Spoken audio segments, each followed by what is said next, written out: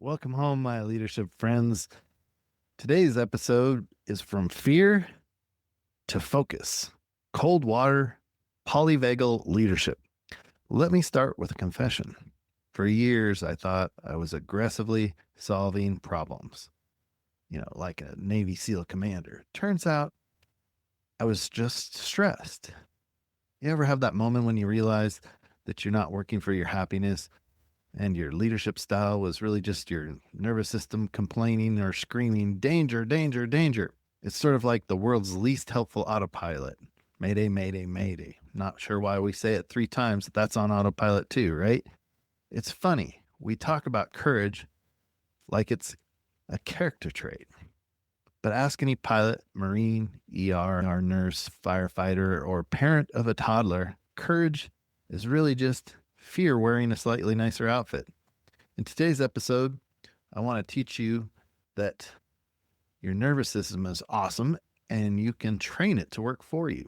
Now, some people do likely need therapy, and I'm not giving therapy. I'm not a therapist. I have a degree in economics and an MBA. I'm giving you techniques, assuming you are normal and healthy.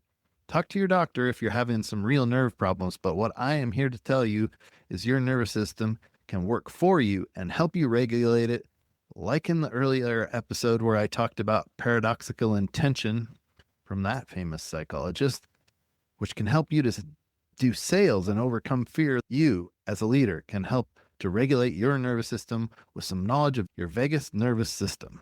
Let's get polyvagal. Overcome fears and make this our best year yet. Safe and connected and making people we care about feel like they belong at the same time.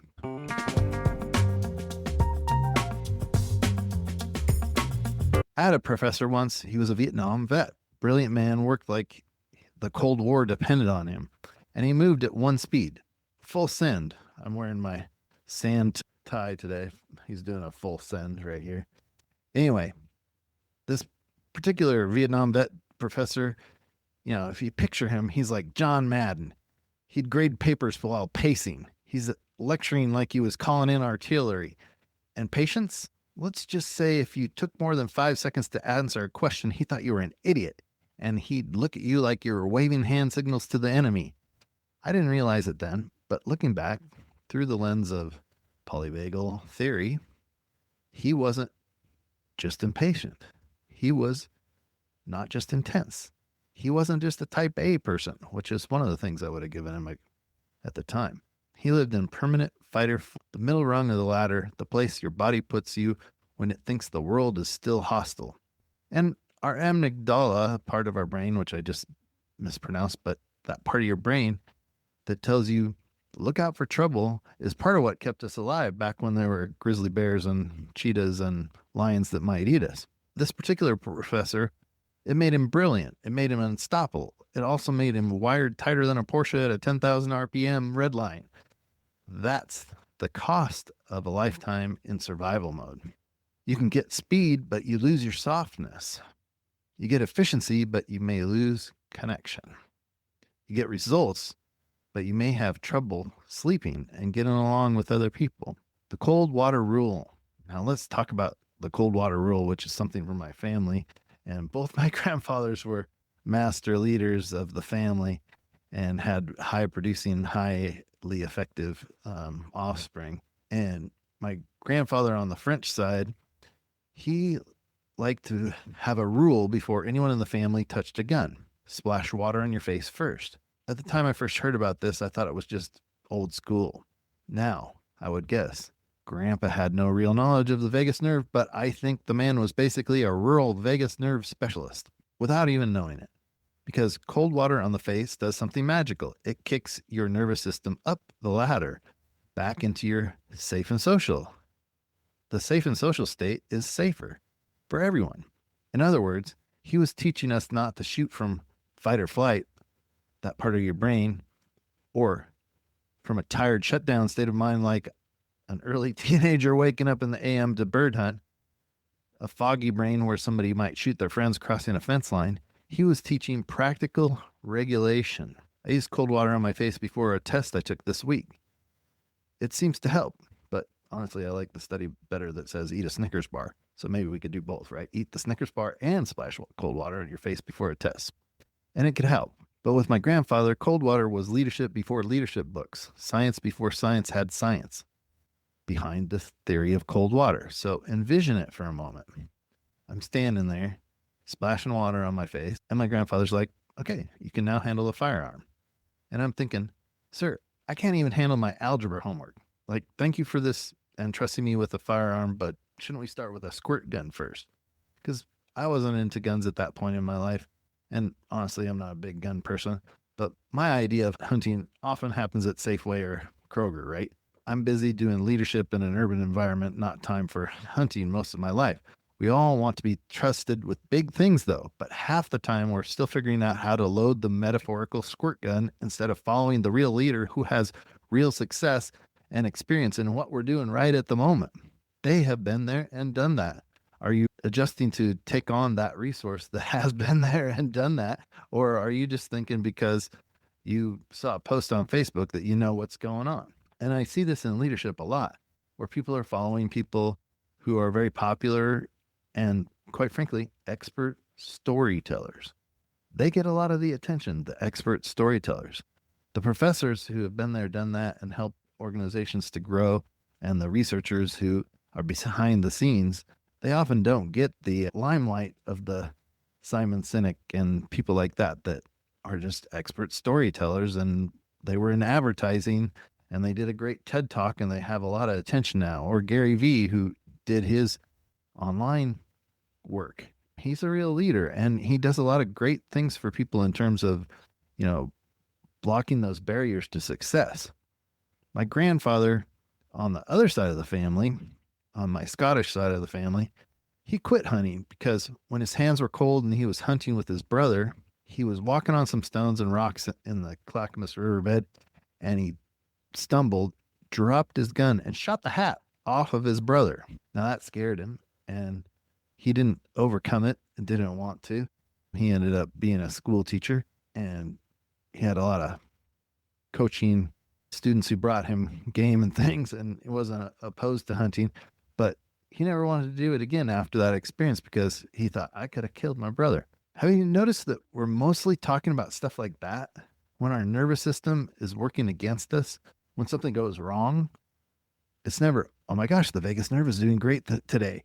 Oh, wow, this is so awesome. But no one's bragging about it.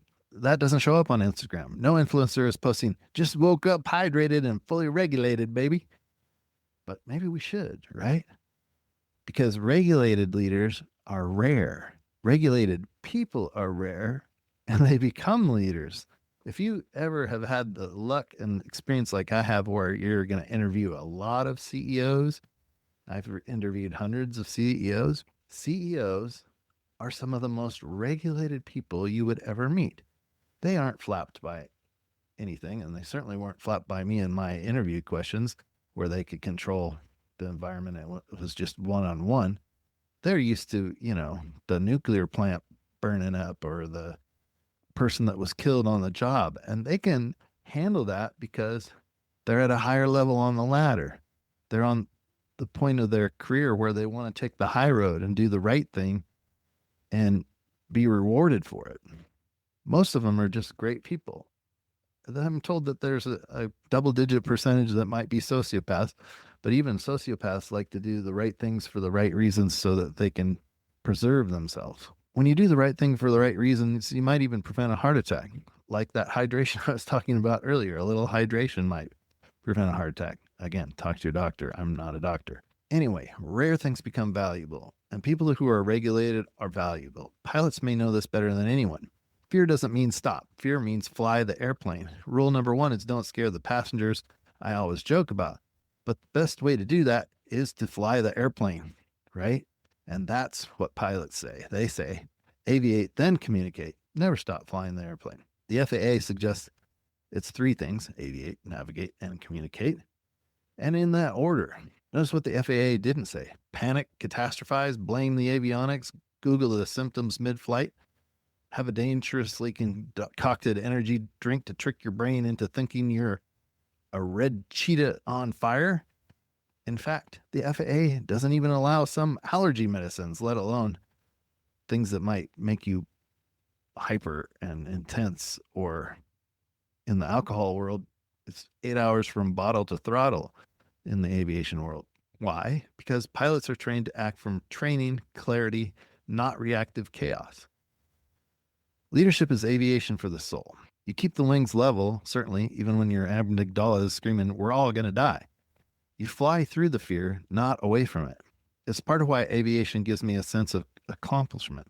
I realize that the laws of aerodynamics are not going to quit, just like the laws of leadership are not going to quit. They're not going to stop. And I've learned to do things in what I expect is a safe manner based on checklists and science and good training. Nearly no one would get into an airplane and just fly away without instruction, right? Yet people get it up and think that they can lead without any training or experience. Good leadership should be learned from good leaders with some experience along with leadership science and training too. And some of you say, well, how do you get innovation out of that? There is still room for ideation and innovation and pooling other people. And quite frankly, one of the failures of leaders is not to take the opinions of those people that they hire with talent to do the job.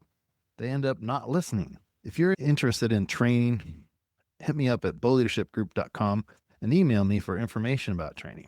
You also can likely join the Maxwell leadership team or participate in one of my trainings. I heard Simon Sinek suggest he who has a why can endure any how.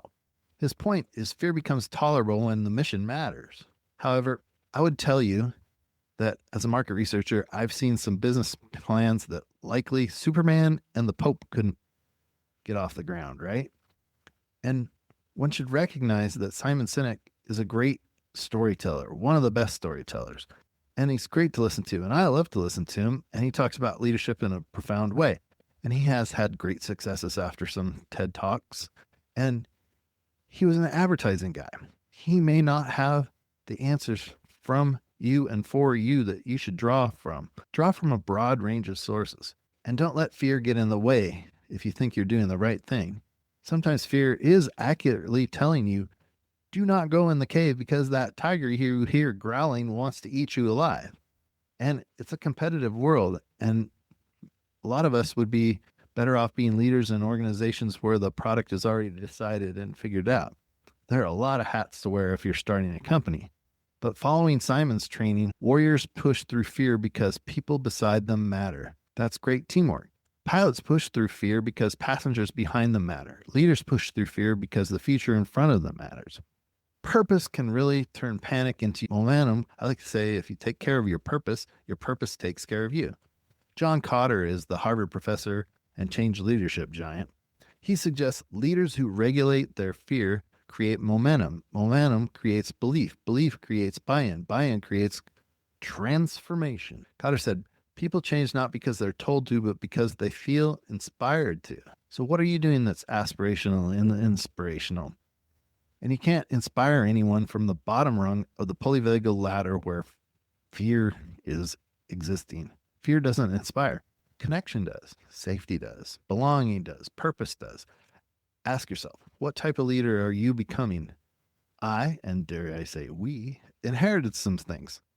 Maybe you had a professor who ran on adrenaline, a grandfather who taught calm competence, a body built for survival.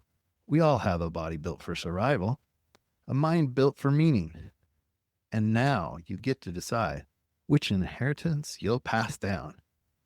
Not the panic, not the hypervigilance, not the stress disguised as productivity, but the cold water clarity, the courage with purpose, the leadership with heart and humor. Humor brings us together. The warrior who knows peace, the warrior who knows that he has to be most expert at being a warrior, but he also knows that there is a path beyond that to peace.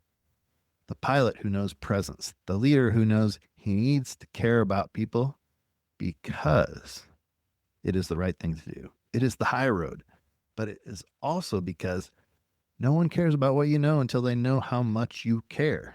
So even the sociopath CEO should care about his people, right? You get to lead with regulated nervous system when you focus on a cold water leadership system, a focus mission, and a clear why, and a heart that stays wide open even in turbulence. People will appreciate that about you and the honesty of it and the authenticity of it when your heart's exposed, because that's where influence lives. That's where trust grows. And that's where leaders become unforgettable. You belong large and in charge when you care for others. Bless your week. Bless your followers, my leadership friends. If you want more leadership information from me, go to Beau Leadership Group. That's BEAU leadershipgroup.com. And if you want information about polyvagal theory, look up Stephen Porges. That's STEPHENPORGES. He's been working on polyvagal theory since 1996.